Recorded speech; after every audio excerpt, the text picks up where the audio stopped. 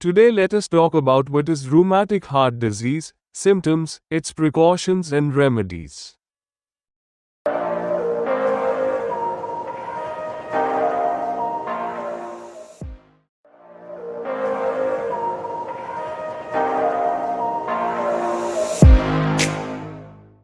Hello and welcome back to Consumer Times, your trusted source for important health updates and consumer awareness.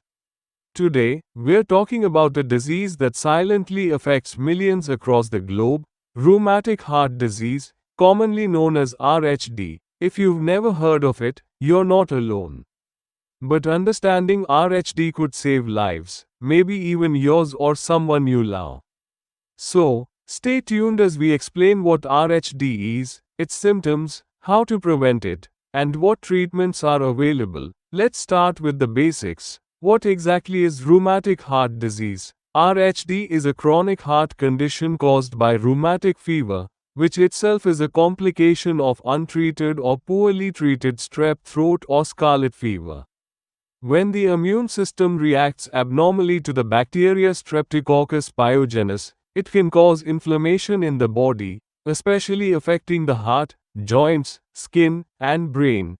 Over time, repeated or severe episodes of rheumatic fever can damage the heart valves, leading to permanent heart issues.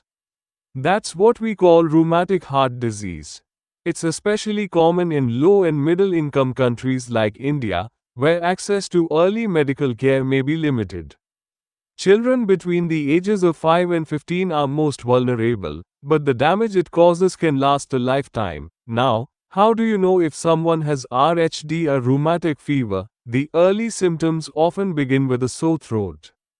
It might seem harmless at first, but if caused by strep bacteria and left untreated, it can trigger rheumatic fever. Common symptoms of rheumatic fever include fever, painful, swollen joints, especially knees, ankles, elbows, chest pain or shortness of breath, fatigue or weakness, skin rashes or small bumps under the skin, unusual, jerky movements, especially in children.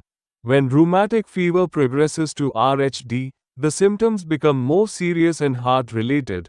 Breathlessness during physical activity or even at rest, irregular heartbeat or palpitations, swelling in the legs or ankles, fainting or dizziness, fatigue that doesn't improve with rest.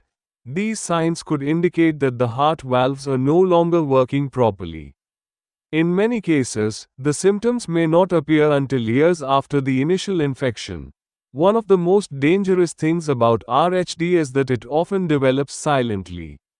The initial sore throat may not seem serious, but the long-term effects can be devastating. That's why early detection and treatment of strep throat is crucial.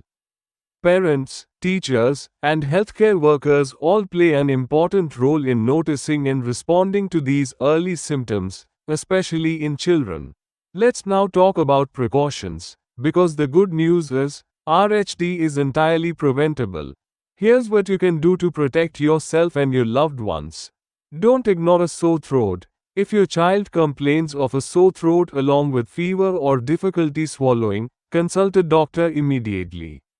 A simple throat swab test can detect strep infection. Complete the antibiotic course. If your doctor prescribes antibiotics like penicillin for a strep infection, make sure to complete the entire course. Stopping midway increases the risk of complications. Improve hygiene and living conditions. RHD is more common in overcrowded, unhygienic environments. Ensuring clean water, proper sanitation, and good nutrition can reduce the spread of infections. Public awareness and school health programs. In high-risk areas, schools can help by teaching children about symptoms and maintaining school health checkups. Vaccination. While there's no vaccine specifically for RHD yet, research is ongoing. Meanwhile, general health and immunity boosting practices can help reduce vulnerability. Now, let's move on to treatments. While the damage caused by RHD can't always be reversed, it can be managed with proper medical care. Antibiotic prophylaxis. To prevent further damage, Patients with RHD often receive regular penicillin injections, sometimes every 3 to 4 weeks, for several years. This is called secondary prophylaxis, and it helps prevent repeat attacks of rheumatic fever. Medications for heart symptoms, doctors may prescribe diuretics to reduce fluid buildup, beta blockers or ACE inhibitors to manage blood pressure and heart function, anticoagulants to prevent blood clots, especially in those with valve issues, surgery. In severe cases, damaged heart valves may need to be repaired or replaced through valve replacement surgery.